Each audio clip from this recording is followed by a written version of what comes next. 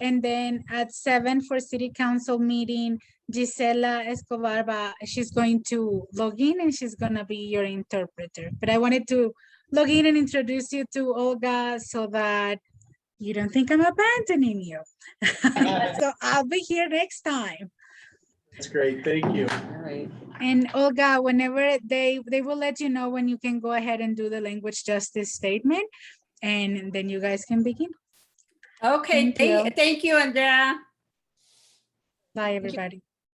Go ahead, Olga. And then- Oh, okay, so I'll be ready to say the statement, and then you can admit me as an interpreter, and then everybody can just choose the language they want to listen to, okay?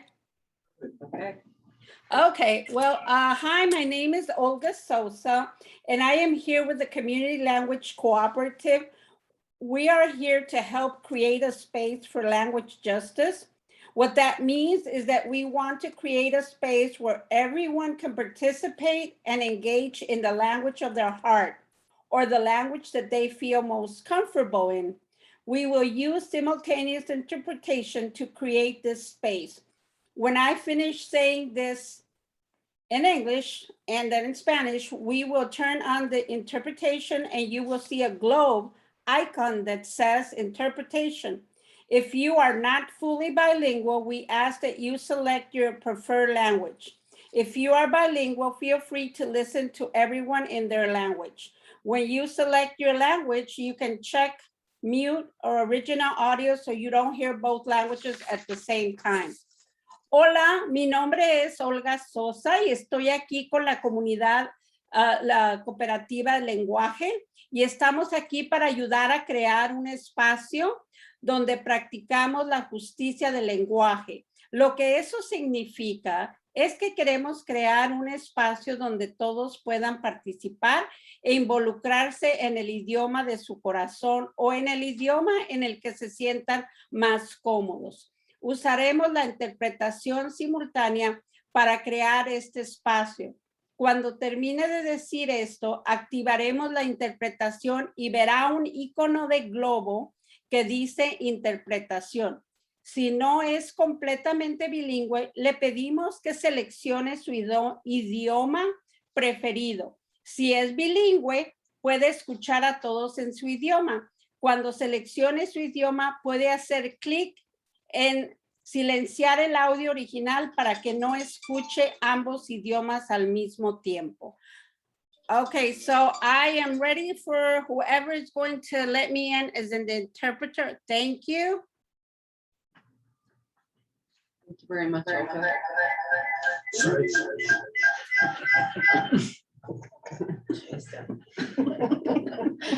All right, we have all council members present. I'll call this regular work session for September 13th, 2021 to order.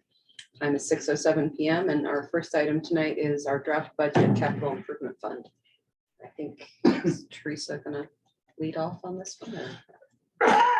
Yeah, Yes. and let me apologize to council to begin with.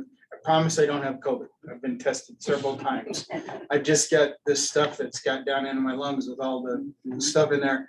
And so I have good days and bad days. Today, yesterday and today has not been all that good. It's just the more I talk, the more I cough. So I'm gonna try and minimize how much I talk Good idea. tonight. And turn it over to staff to help us walk through our meeting this evening. So yeah, I am gonna ask Teresa to kind of introduce the capital budget to us. And then I'm gonna ask Randy to walk through his, and Chief, if you don't mind, have walk through yours. But we got about 45 minutes so we can take doing that. And then we'll do some questions if you need. Do you want to come up to the table? We can make some room. Oh. You can come sit here if you want, Teresa. Or are you comfortable there? As long as they can hear you. Olga, can you hear Teresa over there?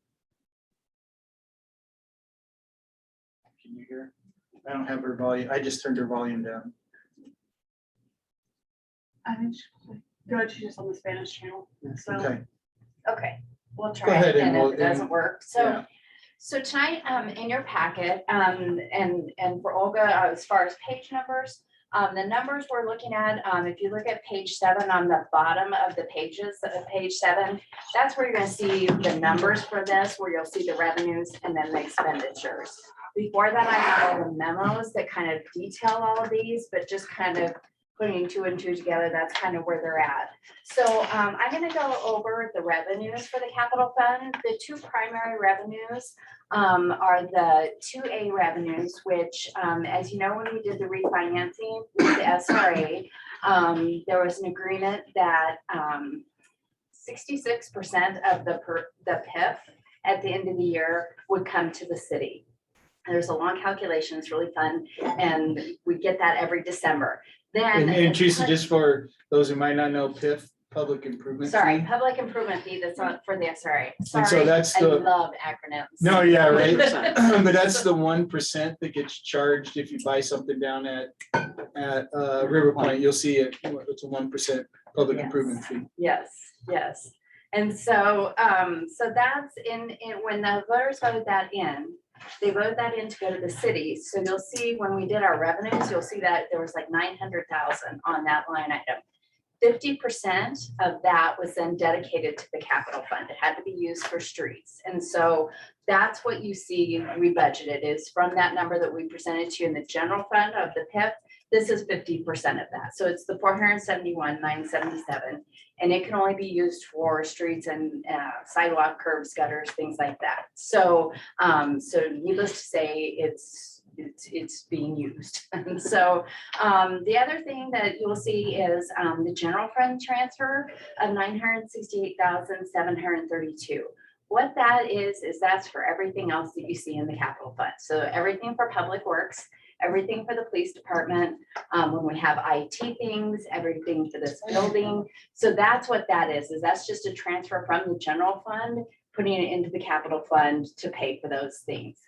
So those are the 2 big revenue items that you're gonna see that fund the capital fund.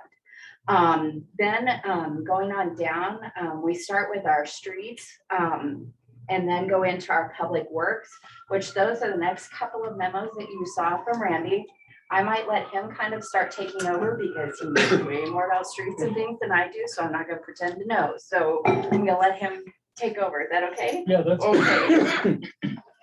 okay, everybody. So the 2022 budget, we're looking at multiple areas of improvements in the city, starting with the streets, the building, and just capital needs that the other departments need to help them facilitate here in the building as well. So like the police department, we're looking at multiple upgrades to the building as far as like our video equipment throughout the building and security equipment.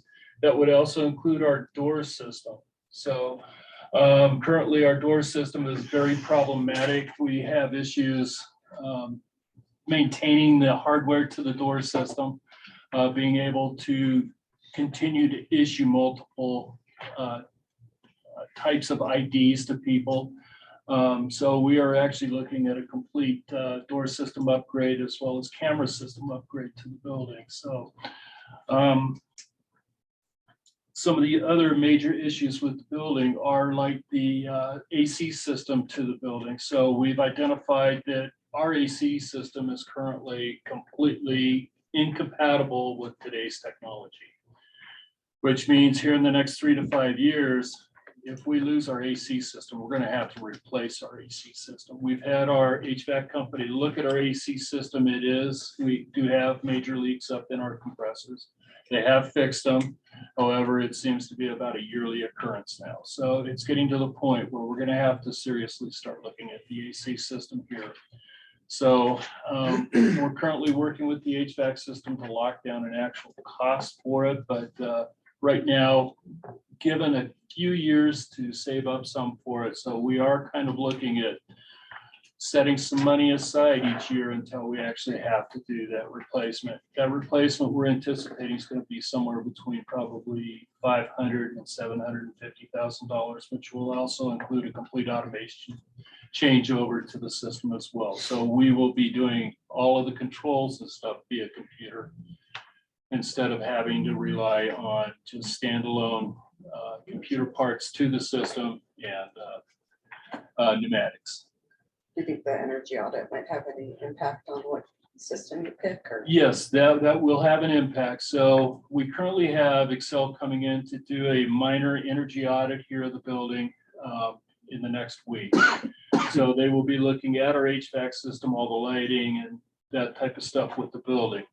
We are also going to be bringing in our HVAC contractor here within the next year that will literally go through every ounce of electronics in this building and look at ways we can do savings to the building. So once we get that, then we can start looking at funding mechanisms to get those in place, whether it's through grants or a 20-year funding option or whatever it's going to take. But some of those are quite expensive. I know the schools did it in 92, I believe it was. And at that time, they did it on a 10-year replacement option. So we do have options as far as that goes. With our street infrastructure expenses, so we've been fairly lucky. Our streets have held up very well over the first 5 years. We are at the 5-year cycle from our 2016 streets. So as we continue on though, we get less restrictive now as far as like when a utility company comes in and cuts our streets. However, we are still maintaining that high level of restoration with our utility companies, but we are starting to see some wear and tear in the streets as far as rock showing. We are seeing some transverse cracking as well as longitudinal cracking. That's basically the cracking that happens across the street and then the cracking that happens through the seams in the street. So we are actively crack sealing those as quickly as we can. So you'll see our crews back out again here as soon as temps get down a little bit lower. Basically, temps need to be about 70 degrees or less to be able to crack seal. Otherwise, we'll be buying lots of tires for people. So one of the big issues right now is we are still evaluating the streets. So this is just a generalized idea of what we're looking at, thinking that it's going to cost us for our streets. We currently do have one street that we held off on paving this year because of cost. The cost this year just went completely through the roof with asphalt and oil availability. So we are putting that off to 2022. So you will see that cost associated in 2022 as well. The fire alarm system is currently showed in this one. That is actually going to happen in 2021. So that capital cost that was actually budgeted for in 2021 will be happening this year instead of being carried over to next year. So again, security camera upgrades, the keypad, door system upgrade. One area we are looking at is the Sallyport area. We continue to have civilians walking into the Sallyport area, which is a high security area. They do bring prisoners into that area.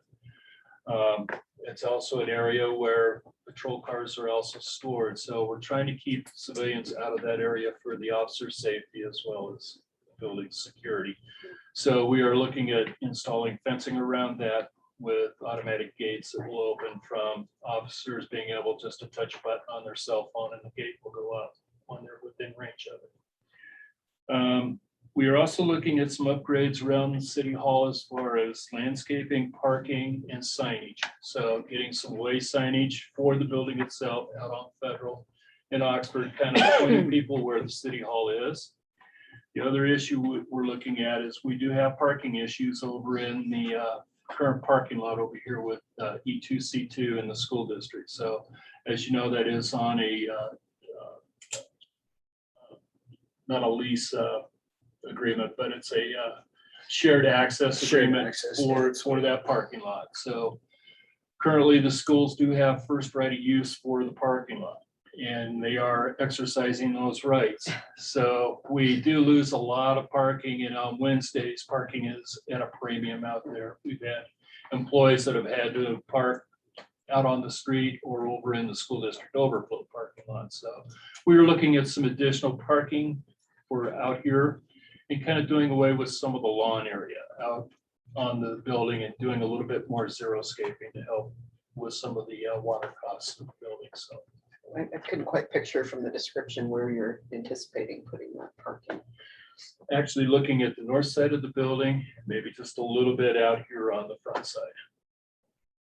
It's like directly aligned with the like right outside the building? Mhm. or- Right.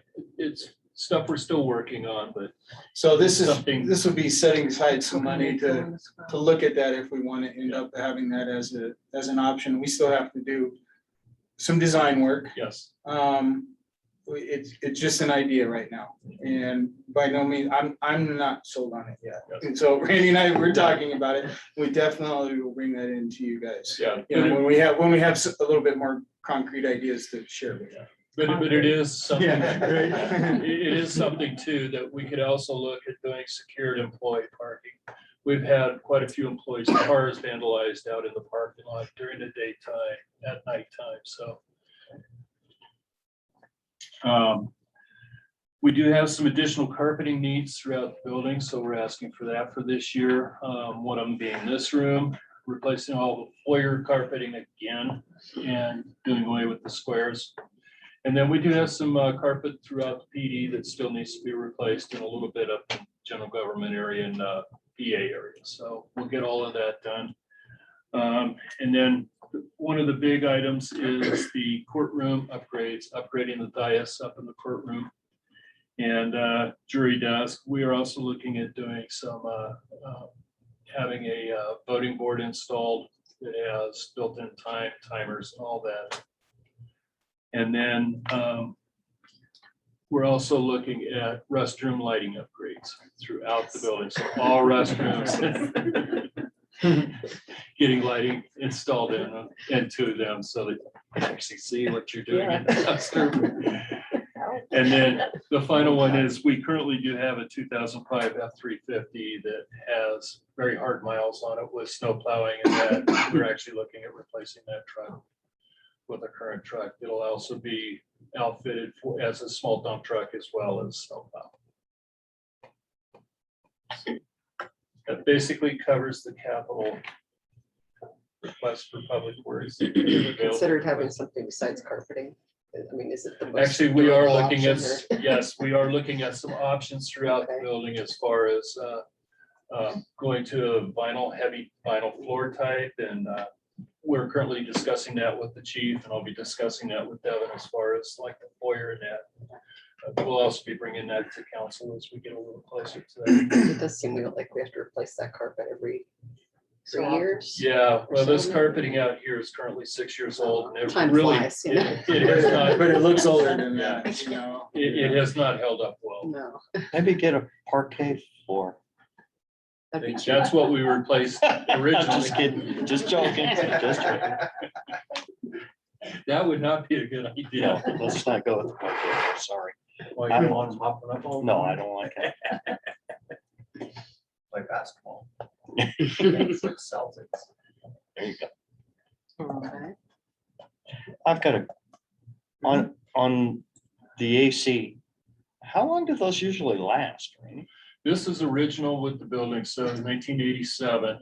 It is? Yes. Yeah, it's. So if you remember, we changed out from the water tower to the condensing unit in 2004 2005. or 5, yeah. So Okay. Even at that, that's a long. yeah, period. that's a long period. So we've gotten our life out of our system. So it's Nice. usually about 20 years, I believe, is about the average for a AC unit. Yeah, and Commercial it's, AC. Randy's right, it's going out about 1 week a year right now. Yeah. Or so, it's crapping out on us and we gotta call them Of course, in it's and the they gotta- hottest week. Yeah. Of course. it Well, is. yeah. Yeah, It's when like it- the boiler yeah. last year when it went out. It Yeah. was the coldest week on record. Yeah, that's when they go, so, That's their deal. yeah. And so they're gonna do the computerized automation, which, Yes. that's cool. So basically, Yeah. whoever has access to the computer, Would be able so to turn the heat off. we or could whatever. adjust, Yeah, if somebody were to call us and go, this room is cold or it's too hot, we could actually go into our cell phone and just do it. fix it. Or, turn it down when everybody leaves and. Well, turn- they would set it. automatic, they would Yeah, set 'em. automatically do Yeah, that. it's actually anyway, so. pretty cool, yeah. But that's also why there's more cost to it. Yes. Yeah. But Are it's you gonna look at any changes to the like ventilation? Because I know Yes, current recommendations are to have more outside airflow. yes, more outside airflow. We're also looking at changing out our filtration system to more of a HIPAA type filtration system. So it would be multiple layers of filtration, including the COVID filters. Nice. I think that's, All right, good idea. I think that's some of the things that we can look at, the audit will point out for us as well. And that might set us up for maybe possibly seeing if there's some grant funding out there to help, defray some of those costs.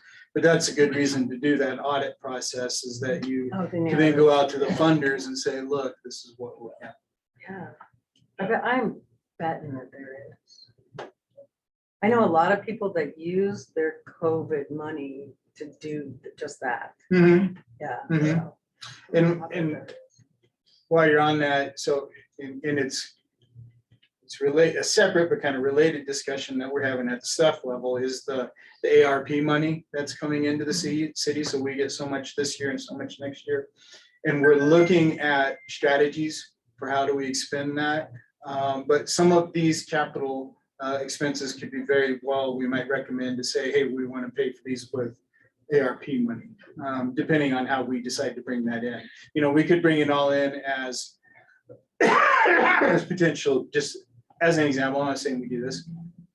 It could be example, we bring it all in as law enforcement money, right? We use it to help offset law enforcement costs. Well, that frees up that money we normally have to go into the capital budget or somewhere else. So it's kind of bringing money in. It's just strategically, how do we want to do it so we minimize the audit problems that we might have, or the reporting issues that we're gonna, everybody's gonna have. So Teresa's looking into that. We're talking about that. We'll bring a strategy forward for you guys, but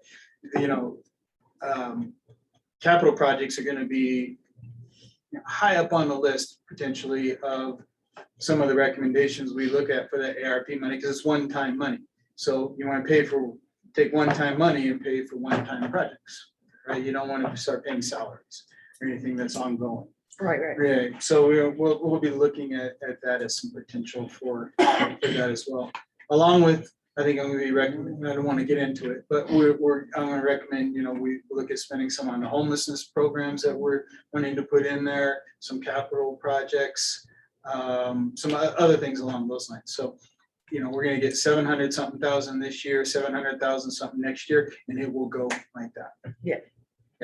So I have a question about why is Wednesday such a hard time to find parking? Why is it Wednesday? Okay, so Wednesdays, we have the combined shifts with PD. So Oh. we have A and B sites. Gotcha, okay. So we okay. have extra staff here, plus it seems to be a day when the schools have a lot going on. So it's just, our parking lot fills up. very Wednesdays quickly. get full, yeah. Huh. But it's still not, you can accommodate it with the overflow that we have Yeah. over there. It's not as It'd if be nice somebody if the has to go overflow too was far away. Yeah. Paid, right? Because the overflow is not paid. Right. Yeah. Nope, just so.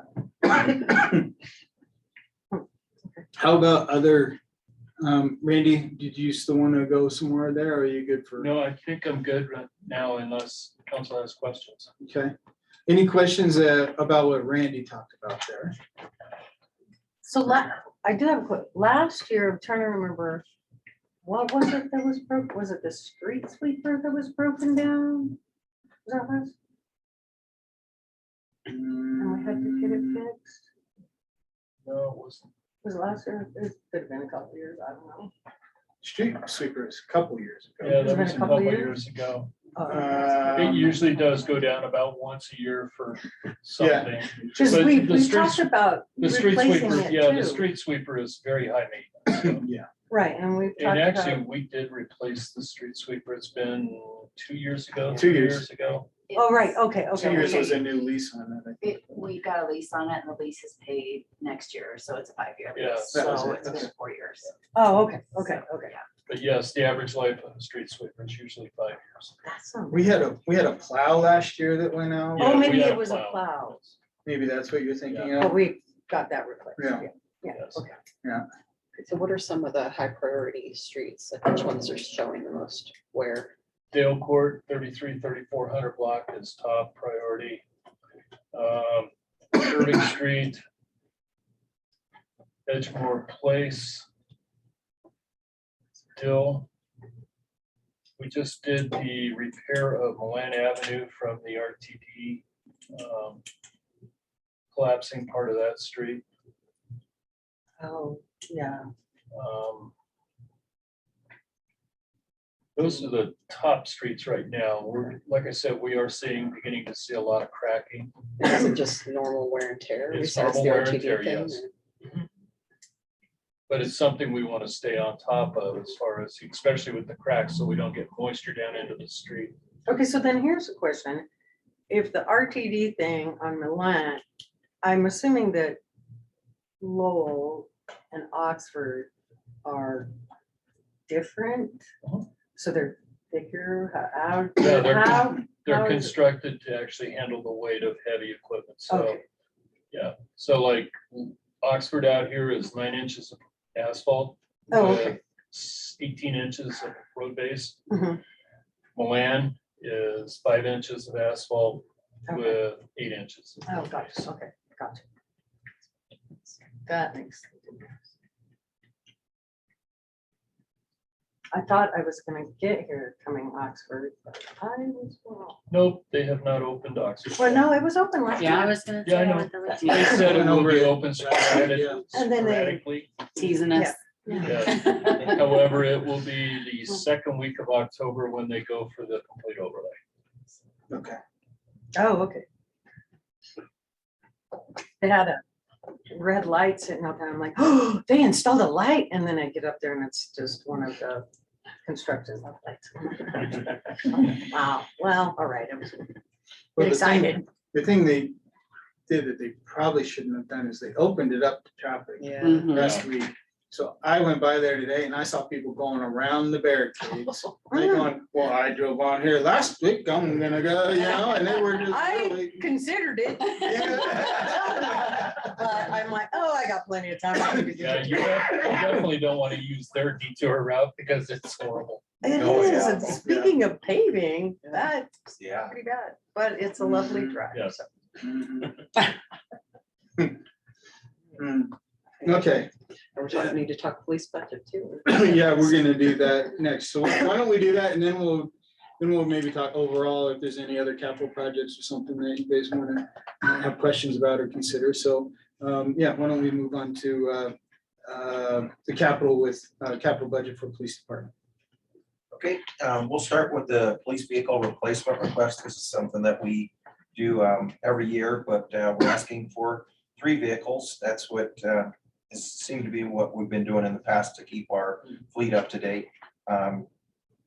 There's 2015 Ford Taurus that was 7 years old that would be getting rid of, a 2015 Ford Explorer, and a 2012 Chevy Equinox. We would be getting 2 Tahoes and 1 Chevy Silverado patrol pickup, which is a new thing that a lot of police departments are using to take equipment around and for different type of situations that we occur where we have to take a lot of equipment.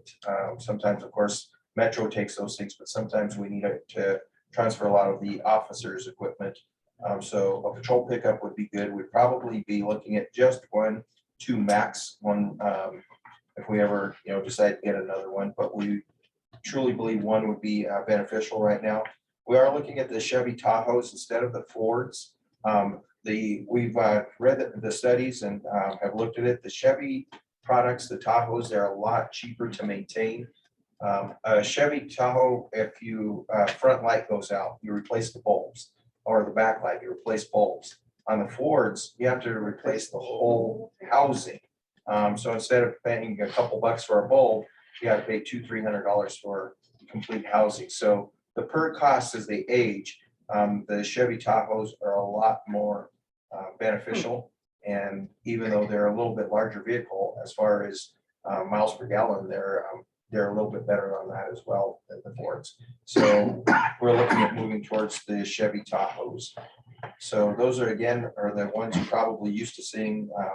We've been replacing about 3 of them, but are there any questions on the vehicles before we move on to the others? And just for council's edification, what we try and do is to try and keep current with the replacement program on our vehicles. So you want to try and hit that sweet spot where you can, before they get too bad and too expensive on the maintenance side of things, you can still sell them off and get something back in, and then use that to help offset costs for new vehicles. So you don't, it's not wise to sit there and take your fleet and run it into the ground, right? And drive it until it's not worth anything. You want to try and find that, again, that sweet spot where you still have some trade value or some sale value for them, but they're not too expensive on, with the shop maintenance that they keep on having to go in for. So you kind of keep an eye on how many miles do they have and what kind of maintenance record do they have, and then look at, 3 to 4 vehicles a year to move out those ones that still have some value and bring in new vehicles. So that's the basics of vehicle replacement plan right there. And we try and do that, 2 or 3 vehicles, maybe 4, depending on how things go, how many we've wrecked. We don't wreck too many. Falling- But that does Falling into happen. the asphalt. Yeah, fall through asphalt into, raging rivers and things like that. So, yeah, Yeah. sometimes we're at the 4 or 5 vehicle replacement. I think this is a good request from the chief. Okay, chief, I'll be quiet now and let you Well, go. thank you, I appreciate Yeah. it. And looking on to the next one would be there's 4 different things on here. The first one has to do with body worn cameras. We all know that we are required to wear a body worn camera. Actually, it's going into effect because of Senate Bill 217. We have cameras, but of course the technology is changing and continues to change. And the cameras that we need to upgrade and get everybody on the same camera is going to be about $12,000 with the associated hardware and the cameras. So that's not too bad compared to some of the other things we have, but we definitely need to make sure that our cameras are up and running and that we have spares. Right now, because we're fully staffed, we have 1 spare camera. So we run into an issue if we need more. They could probably borrow like mine or someone else's, but then if I went out and I got involved in something, I would not have the camera. So definitely have to get a couple of extras, and this would help us get to where we need to with the newer technology. The next one is our less lethal weapons. We still have Remington 870 shotguns here that they use for less lethal. What they use is a round that is made for like a blunt object, but it's not a shotgun, normal shotgun round. Most police departments have moved away because there's been a lot of lawsuits where they're too powerful and they end up killing someone when they're trying to use less lethal. So they are not the best option. And the 40 millimeter launchers are designed specifically for law enforcement use and are a lot more accurate and do what they're supposed to do. So we really would like to get away from the Remington 870 shotguns and move into the 40 millimeter launchers.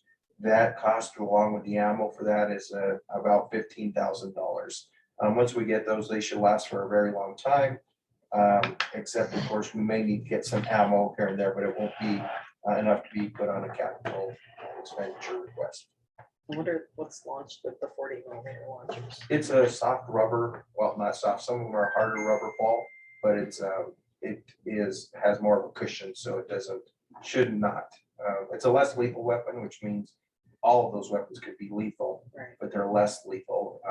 They're used for sometimes also, like if we have somebody that's barricaded in the car and say we wanted to knock a window out, so then we could put pepper ball in there to try to get the person out. They're a much more effective tool for that as well. And again, that is very few departments have the H70 shotguns if they're still in use. So it'd be wise for us to move forward with getting the newer technology of the 40 millimeter launchers. And then would the police officers have to train on those, I'm assuming? Yes, we would get someone to train them. We would train the trainer and then train the officers. So, and only certain officers would carry those. Not every officer carries those.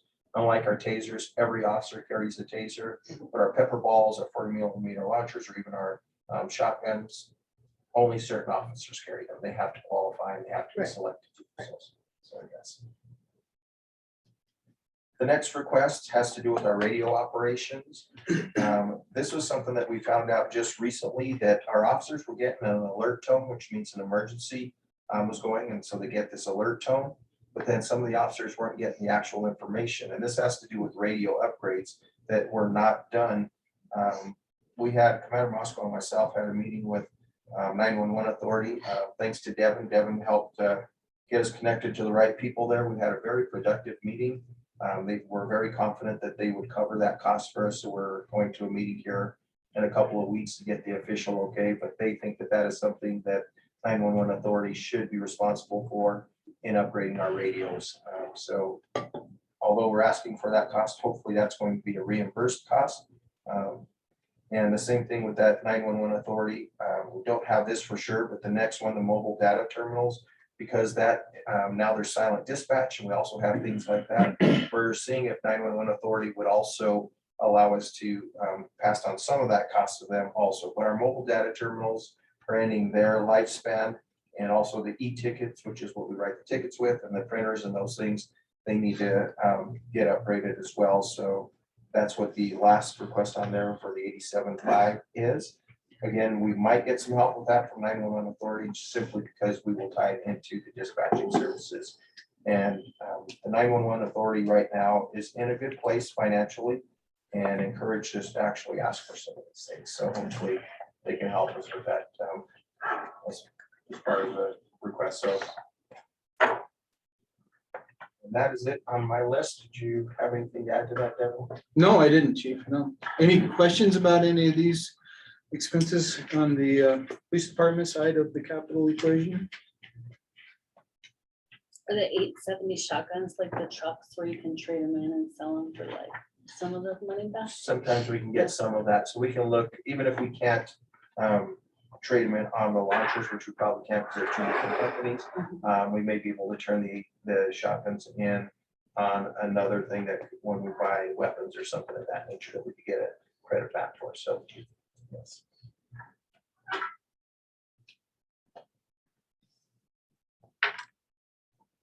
Okay. How about, if there's no questions about these specific expenditures, what about other capital expenditures that you guys maybe have on a wish list or you've been thinking about? I'm not saying that we'd be able to get it in for next year, but what you don't see here is the rest of this 10-year capital plan. So we don't have it in this packet, and some on council have seen it before, but we do have, and right there. Is it in there? Yeah. Did I just not go far enough? Yeah. I'm sorry. There it is. Ta-da. All right, so if you go a couple more pages down, page 9 shows you the 10-year capital plan. So this is where we start anticipating those larger capital expenses out over time, and we'll excuse me, we'll park some money out there, or at least plan for that. So we can take a look at that and see what we need to do to finance some of these larger capital expenses. So even if you have something that, you know, is on your wish list and we might not be able to do it this year, we can get it added into the 10-year plan and figure out, okay, where do we fit it in? How does it work out best? And we're going to have some flexibility on the capital side of things over the next couple of years with the money that's out there. So I'm not saying you have to come up with it tonight. We can always add it later. But if you do have something tonight, you wanted to talk to council about it, now is a good time. Or, you know, we can always add it later. Anytime we can add it, really. The capital or the budget is a flexible document. We can amend it. We can add and subtract as we go along. Teresa loves them in the budget. So again, tonight, it's not think of it or not ever get it tonight, but I wanted to just kind of throw it out there. If you have a capital need that you see out there that you would like the council to consider and share. I think roundabout on Lowell. Roundabout on Lowell, For the where in Lowell, Mullen. for Mullen, Is it Canyon? Canyon. Kenyon and Lowell roundabout. We've looked at that one right there at that intersection before. Basically, we're also dealing with the federal government, and it No, was. But we could sell it like it's their idea and it's great. There you go. Yeah, Yeah, Kenyon and Lowell. So, I mean, we keep track of these things, you know, and I'm not saying never say never. I'm saying that one's not gonna happen next year. I feel very say the confident in traffic that one, signal right? probably has a better chance than a roundabout. Yeah, possibly, but it is, There you go. the point is made, it is a problem there. It's gonna leave, right? You need it. Yeah. Sure. Not my much. Any other ones out there? I mean, I'll throw one out there that's kind of mine. I don't know when I want to do it. At some point, we talked about it, has been monument signage for our neighborhoods.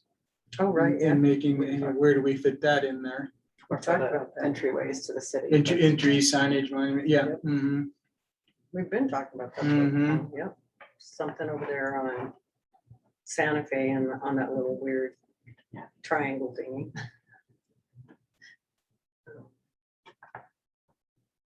Hmm.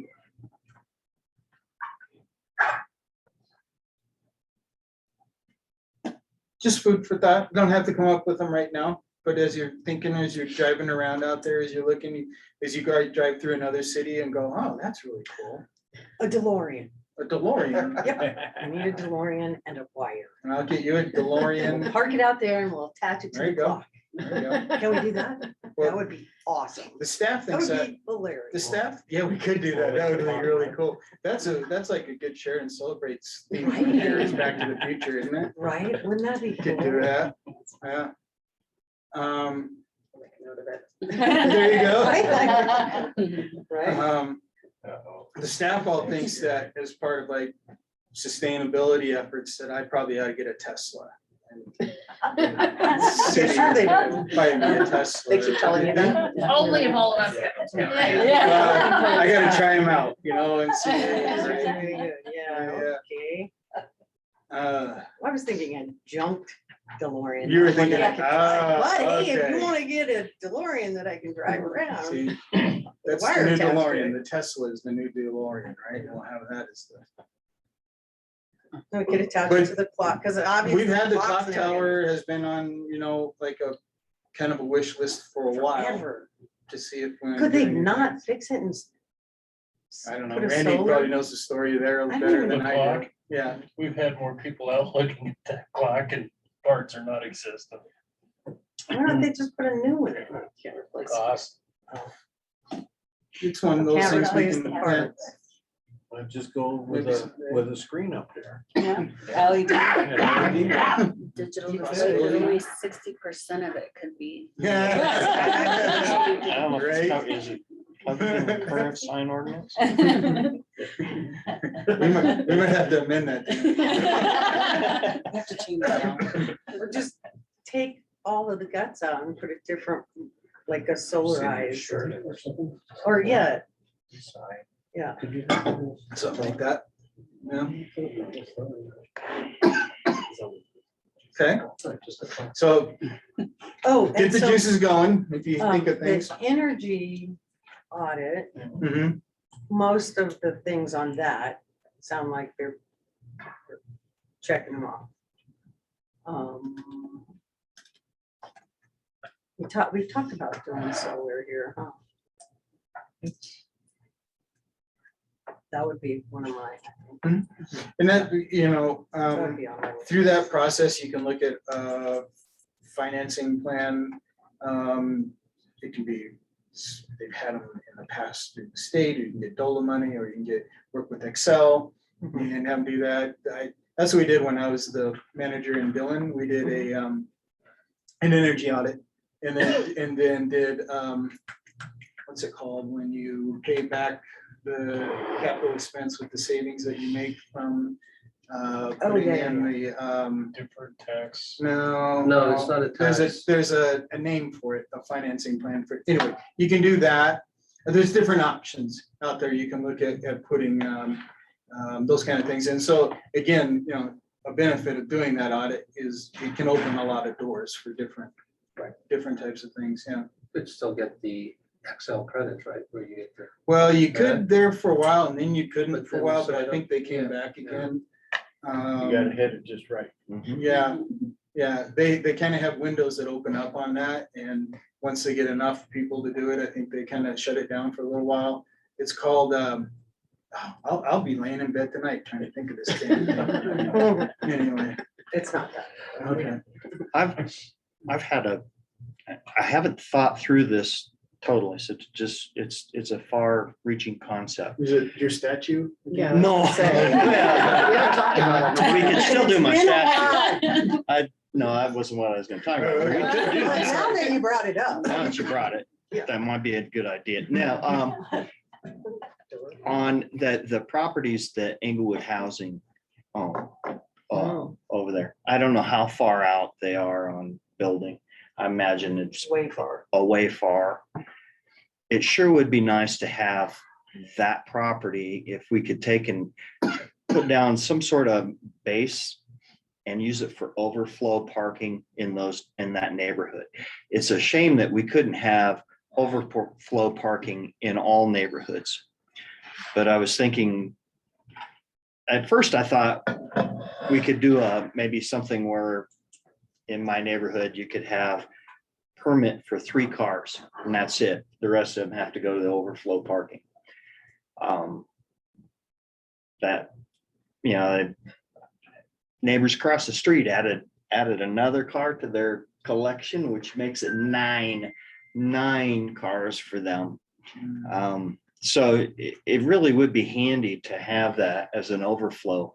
Like I say, I thought about maybe doing a permit parking thing where, you know, you permit it and you take the overflow over there. Maybe you just use it as an overflow and you really put up a fence to where you just can't cut through and drive off the property at any point. You got to go out the gate, maybe put a gate up or something to that effect, to where people could park their cars there if they have overflow. But that's just an idea. It's a concept. I'll talk to the housing authority. First up, see how far they are Right. along on that. I know that they have, How I don't many, know if you've seen anything more recent, Andrew. I know they had really rough sketch type of stuff for the units that they want to do on there eventually. we're talking about the one over here. The two Lots. properties Yeah. on Oxford. That they acquired.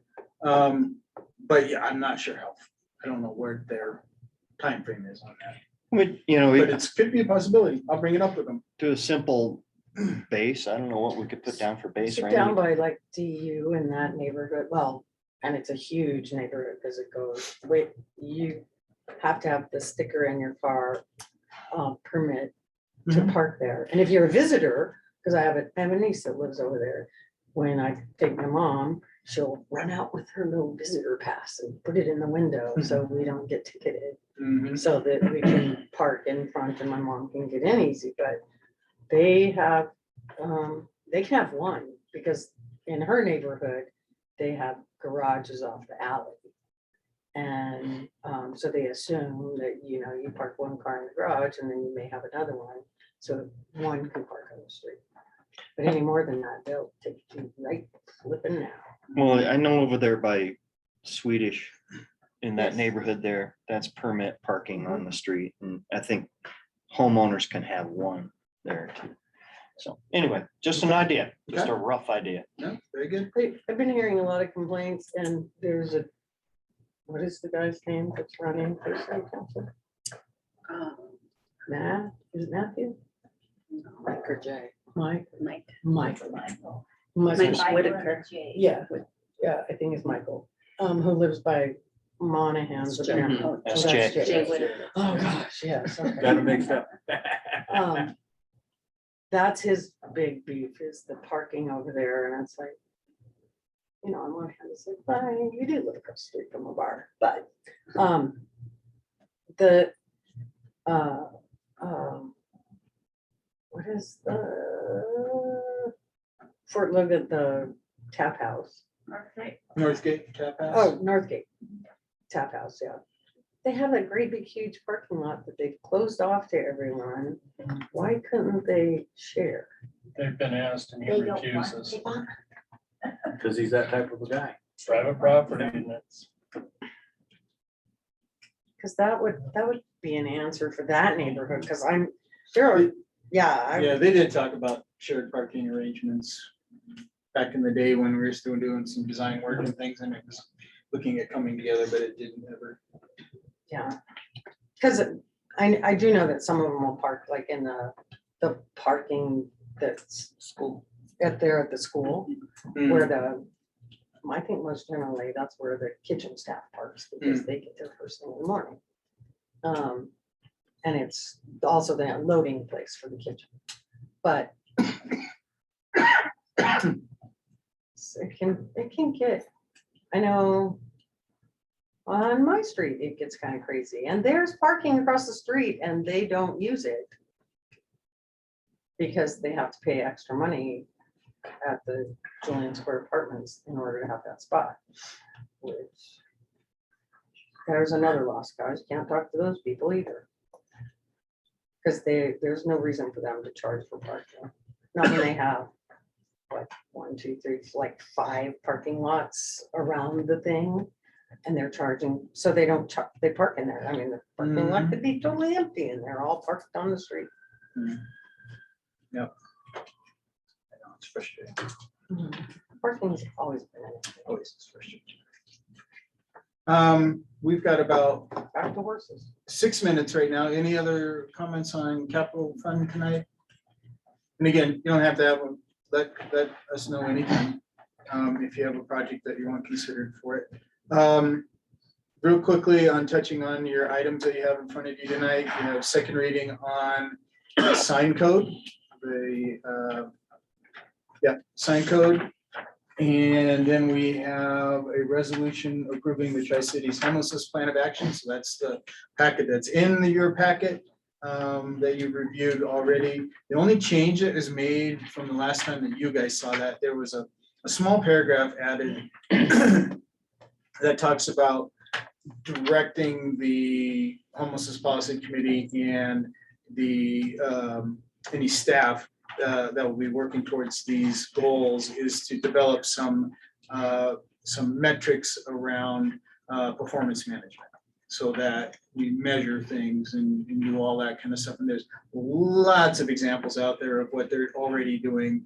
We'll just need to kind of figure out which ones that we want to track. So it's not having to event anything. We just kind of really got to decide what we want to keep track of as part of that. And it was just put in there, there's no specifics. It just kind of directs us to say, hey, make sure we don't lose track of that. We want to be able to have some performance metrics and track the success of the program. So that's the only thing that's been added since you guys last saw that.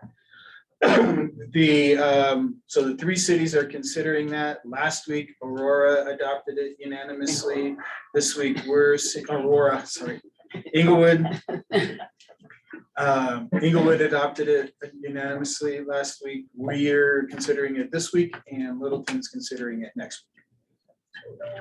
Okay. And then the last thing we have on there is a resolution of making appointments to the Volunteer Fire Pension Board. And I think it's for Don and Rand. So you guys can do what you want. I don't know. Speaking of homeless, y'all know that at the clinic, there's the homeless, oh my gosh, what are they called?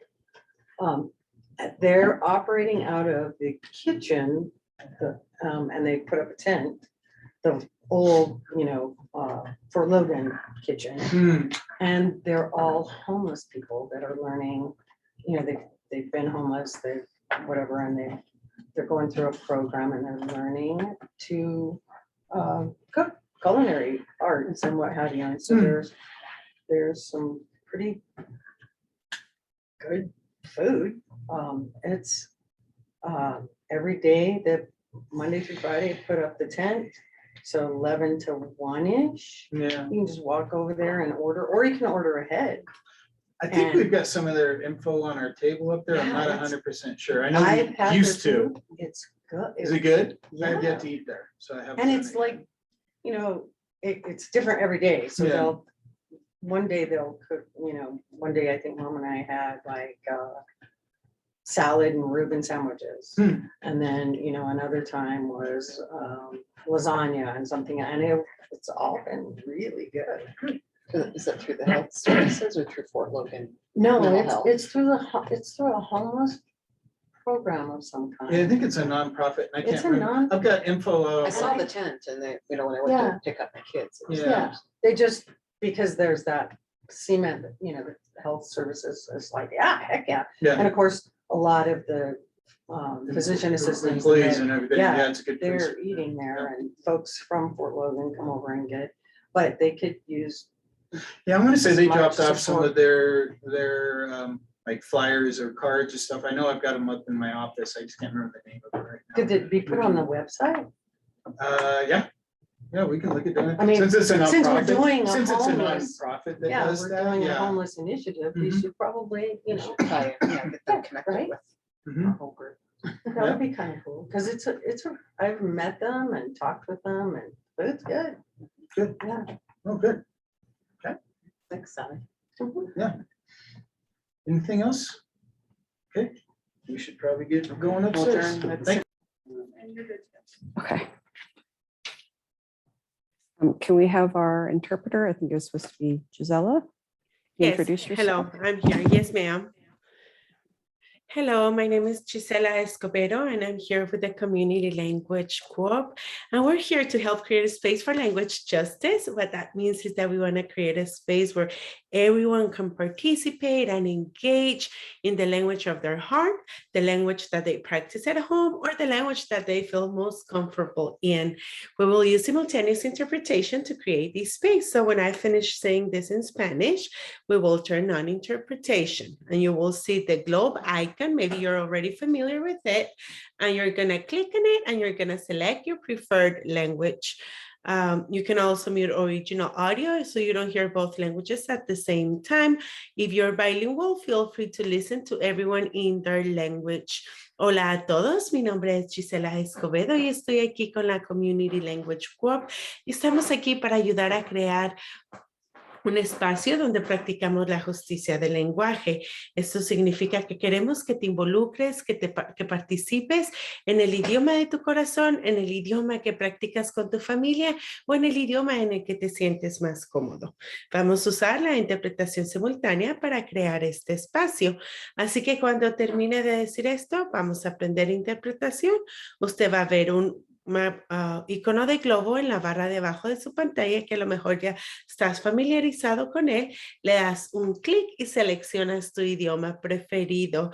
Si tienes una tableta o un teléfono, son 3 puntitos donde dice más y seleccionas tu idioma. También puedes silenciar el audio original para que no escuches ambos idiomas al mismo tiempo. Muchas gracias. Thank you very much. You can go ahead and turn on interpretation. Thank you. I'll call to order this regular city council meeting for the city of Sheridan for September 3rd. Roll call, please. Councilmembers Hall, Present. Stang, here, Yeagle, Present. Mayor Beiderfluer, Here. Councilmembers Gallegos. Here. Smith, Here. Camacho. Here. You have a quorum, Madam Mayor. Thank you. Can we rise for the invocation by Mark Testruet, followed by the Pledge of Allegiance? Heavenly Father, we come into this chamber to do the business of this city. I'm reminded that we are all servants of the people that we represent, servants of the people that employ us here. I just pray that you give us your wisdom. You say if any man lacks wisdom to ask of you, and you give it generously and liberally. And I pray that you give us wisdom, that we would do the work of this city, and we would serve the citizens of this city well by the wisdom you give us. In Jesus' name. I pledge allegiance to the flag of the United States of America and to the republic for which it stands, one nation, under God, indivisible, with liberty and justice for all. Thanks very much for that invocation. Do we have any changes to our agenda tonight? No changes tonight, Madam Mayor. Thank you. Next, we have an opportunity for public comment. If there's anyone from the public who'd like to speak to council tonight, you can raise your hand online. Not at this time, Madam Mayor. All right, thank you. There's another opportunity near the end of the meeting. Next, we have staff reports, starting with our city clerk. Thank you, Madam Mayor. Andrew had asked that I ask you to come up with a meeting time that you could meet, a joint meeting with the Planning and Zoning Committee to discuss ADUs. And we have a couple of dates if you'd like to put them on your calendar and either think about them and get back to me tomorrow. Or if you have a choice tonight, that would be great. Of course, we don't have planning and zoning has not committed that, but one of them would be next Monday night, the 4th, of October, not next, no, of October, the first meeting or first Monday of October, or this, or let's see, or the, I'm sorry, I have the date, the 18th or the 13th, was it the 13th of October, which would be a Wednesday. So we would have either Monday nights or Wednesdays, the 13th or the 18th or the 4th. You want to think about that and then get back to me tomorrow, that would be great. Or if you have a preference now, that would be great too. Okay. Does anybody have any comments on that right now? I'm wide open on the Mondays, the Wednesday, the 13th. I can't make that, You cannot make but I'm that. wide open on the Mondays. Okay.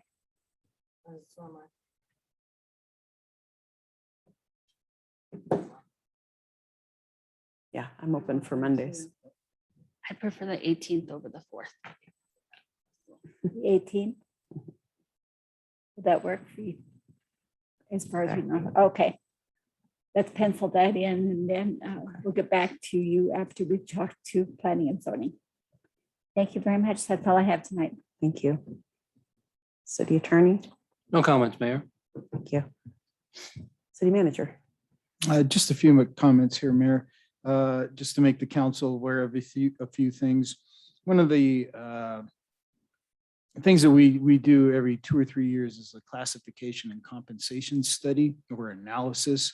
That's where we look at all of our paid positions and we look at their compensation, we look at their benefits, we look at their job descriptions, we look at all those kind of things and see how do we compete with on the open marketplace and how do we compete with our competitors for who we are competing with for employees, and making sure that we are competitive, that we are being fair in our compensation to our employees. So we're just wanted, this is just an FYI, we're going through that process right now.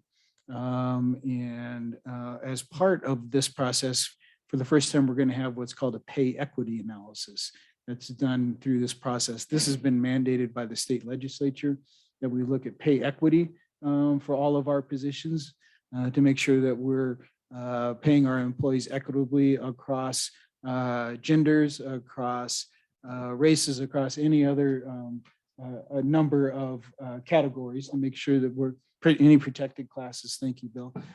Just making sure that we're being equitable in our the way we set up our positions and the way we reimburse and pay our positions.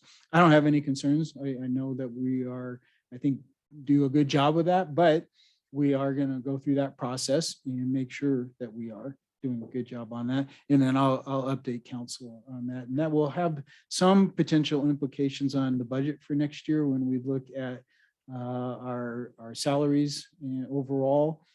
We have that discussion with council when we get into the general fund expenditures, which will be another couple work sessions from now. And I've asked for the analysis to be completed in time so we can consider it for the budget for next year. So basically what it comes down is every once in a while it'll come out. We've got some compression issues where we've got to make some adjustments either in some ranges or particular job descriptions. And so we need to consider that in the budget and what implications it has for that. So that process is going on right now. We do that about every 2 or 3 years to make sure that we are staying competitive. We've talked to the council, excuse me. We've talked to the council about setting up some training with CIRSA.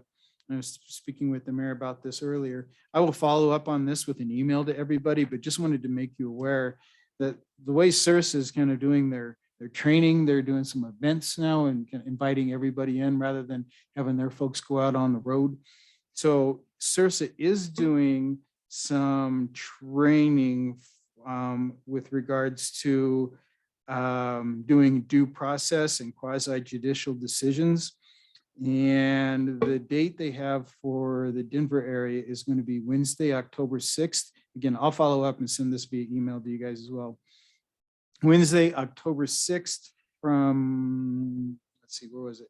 6 to 7:30 p.m. It includes dinner.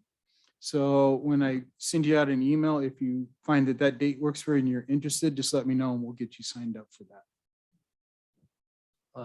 If I could add, Mayor, for those who have not been to the training, I would strongly recommend that you attend. Plus you get a dinner. Usually don't get dinner. You're right, because you usually don't get dinner. So this is an extra special one. Just wanted to follow up briefly with regards to the Homelessness Policy Committee and the plan that you'll be considering tonight.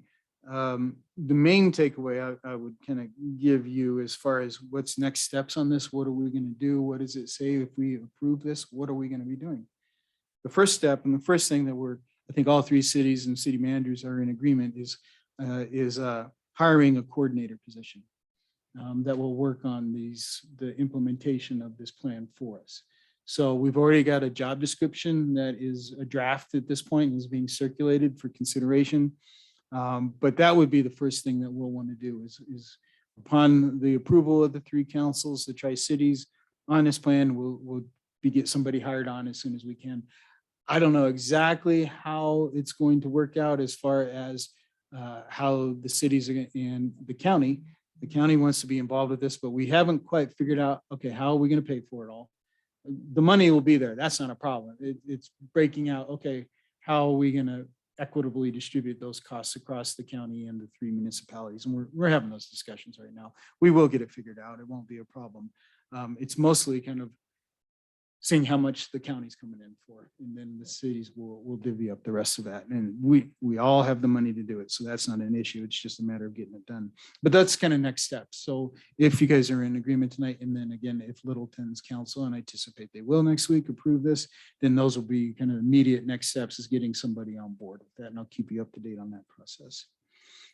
I was going to talk a little bit about opioid settlements, but I think I'll save that for now, other than we can anticipate we're going to have a memorandum of understanding coming out from the Attorney General's office, as well as an IGA to set up a regional governance council to look at the expenditures of the funds that all the municipalities and the state will be receiving. That will be coming out in the next few weeks. And then I think it'll take several months to get it, all of that circulated through all the various councils and agreed to. So more on that to come. I think that's all I got, Mayor. Happy to answer any questions. Thanks. Chief?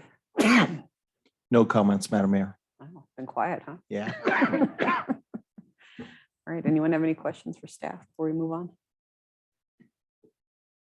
Okay, and next we have the minutes of the regular city council meeting of August 23rd, 2021.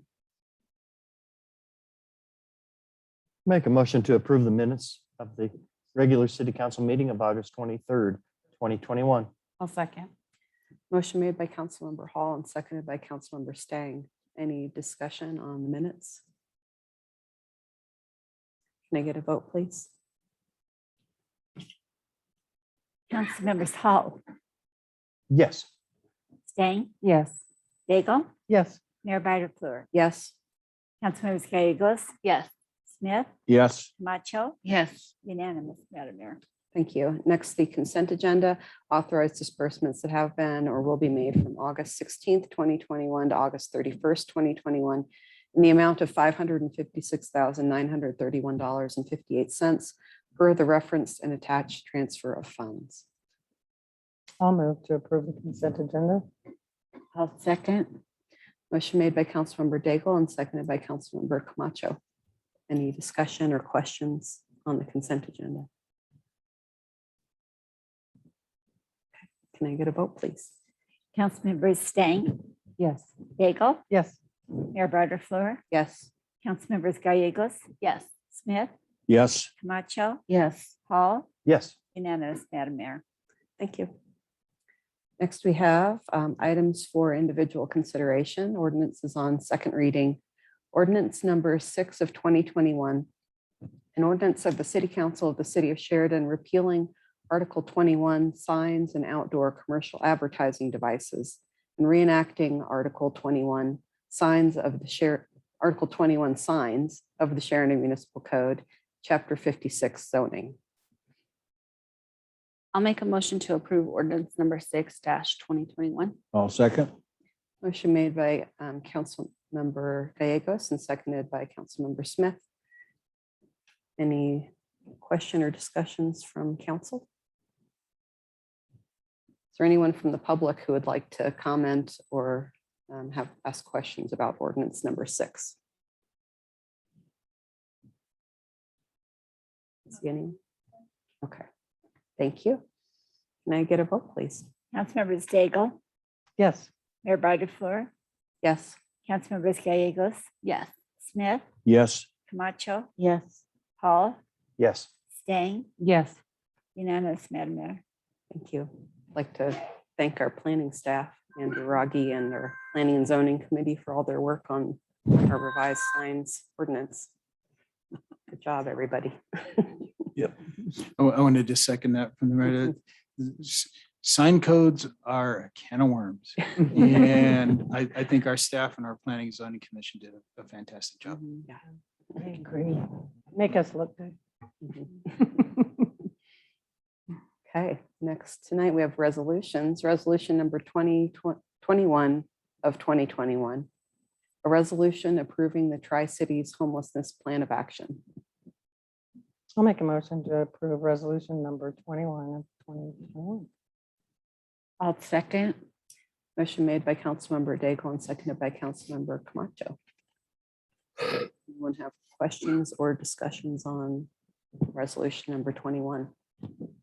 I just am really glad we're moving forward with this. I think it's great that we're moving forward and getting it going. Putting our money to work, I guess, and getting things taken care of for people. And thanks for those comments. I'm really proud of what we've accomplished so far, and I think it's been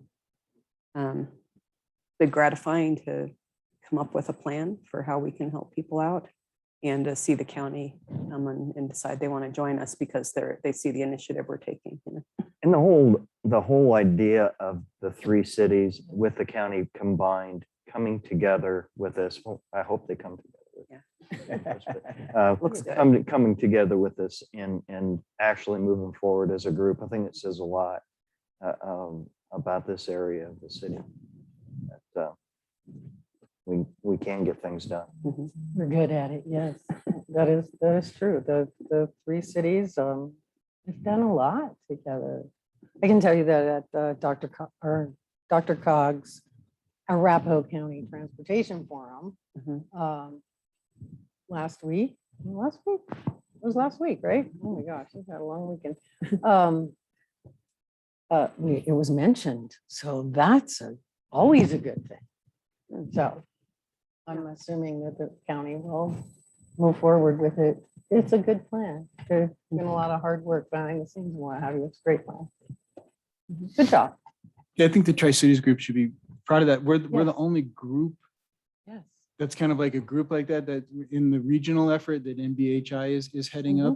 You know, most of those are Counties. designated at the county level. So you got all these counties that are standing up the committees, and then they said, well, in the Tri-Cities, because you guys have already, you know, On your thing. you already done so much work and you're already kind of ahead Yeah. of the game and you're doing such great jobs. They didn't want to minimize that. So we're the only kind of municipal group out of all that is recognized as a participant in that regional effort. Yes. Mhm.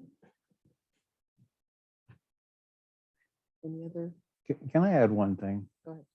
When we began this, I told people about, we all needed to start on our level. And in the last 2 weeks, I've been taking classes at the VA to help other veterans who are homeless. And so it's one of those ones that I said something and I'm actually going out and doing it. So Wonderful. it's very rewarding to go out there. It's a kind of a peer program. And once again, I would recommend it to my fellow council members to do the same thing and to really understand the homeless problem is very complex. Oh, gosh.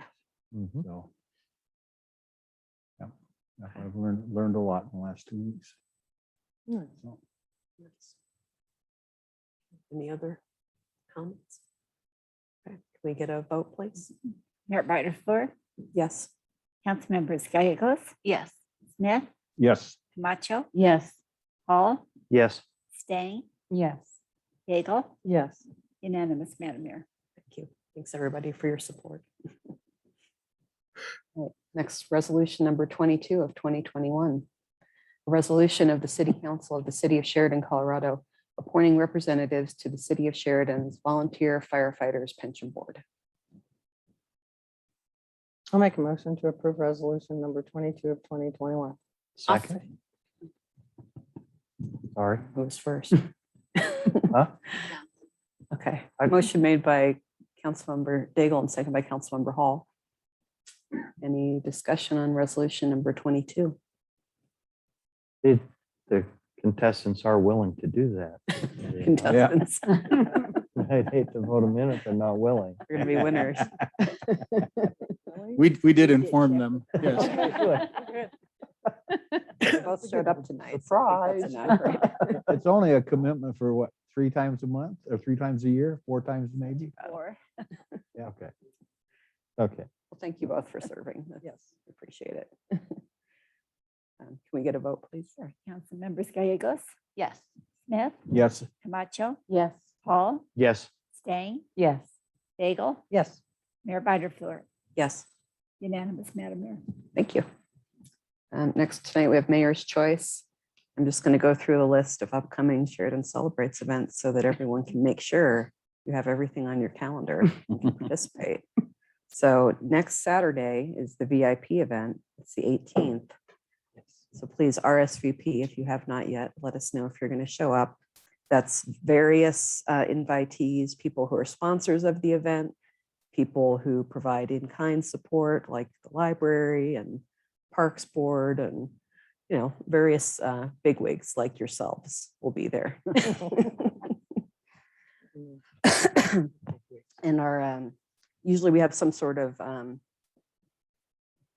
what do I want to say, a presentation or activity or something. And this year our presentation will be an interview with James O'Neill Hughes, who was one of the hostages taken in Iran back in 1979. So I think it'll be a pretty interesting interview with him as one of our local superheroes, so to speak. What time is that?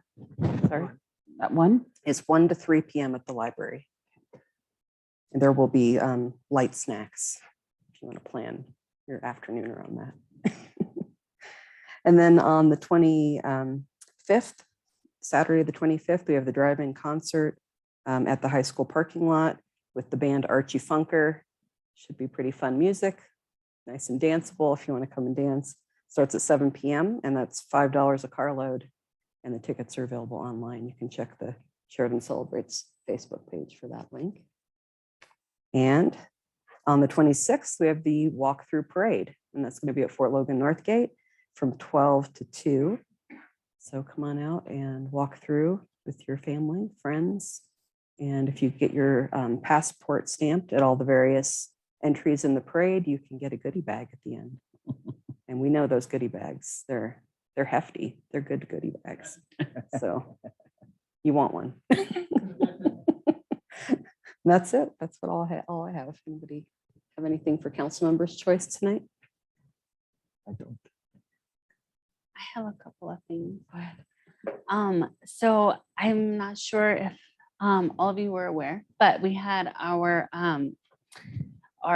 picnics and politics picnic a couple weeks ago, and we had a great turnout. Lots of folks were there, and so the picnic was to kind of conclude a training series that we had partnered with the city on.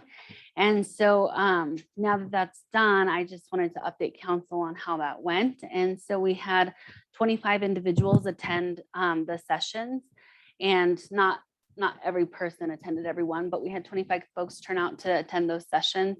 And then we had about 30 attendees at the candidate forum. So that was really exciting to see. And we also collected feedback after every session. And some of those comments were that it was very, very professional and informative, and that there was a good amount of information, but not too overwhelming. And they would like to see more trainings in the future that talk about campaigning finance, legal financing, and also topics pertaining to minorities. And so that was really exciting to hear that folks are interested in doing it again and more. And so I wanted to thank all of you who were able to make it out to that event. And then also our block party was very exciting and full of fun. We had over 200 folks there. Mark was great. I know he already took off, but he was super helpful, along with Chief Martinez and Randy and his crew. So I just wanted to thank everyone for all their support in the city, with all the help that they offered in those areas, and for the folks that were able to show up. And so we have some pictures because Jen is awesome and put them together for me in a little slideshow. Cool. Knights of Columbus were there grilling for us, and they brought out like 6 grills and just kept the food coming all night long. It was great. So lots of different ages, and kids and adults and elderly folks and little babies running around. It was A awesome. ton of kids there. Oh my So gosh. many. Our officers were playing basketball to the sounds of the DJ music, so that was fun. Lots of kids coming out to learn that our officers are members of our community and that they can engage with them and have fun with them. So that was cool to see. Bouncy castles were provided by Sheridan Rising Together for Equity. We had a little raffle because Chick-fil-A gave us some gift cards, so that was pretty awesome. A little contest about getting to know your neighbors.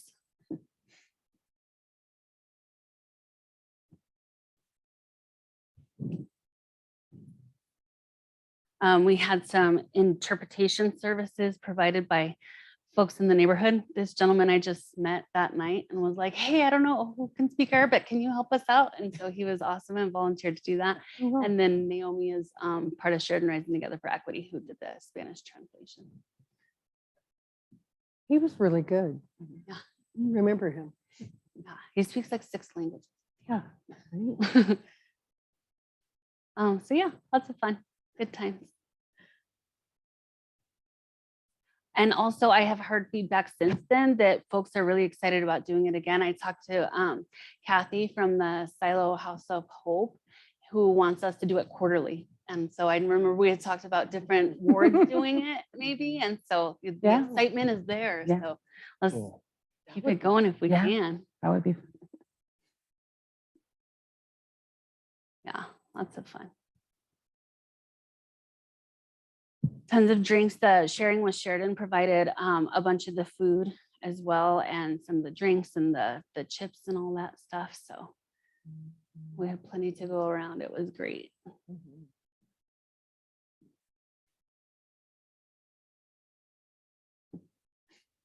Except the wasps.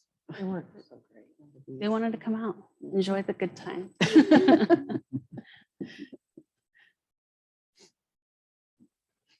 I did get stung. when You I did? was Eating my popsicle, yeah. Oh,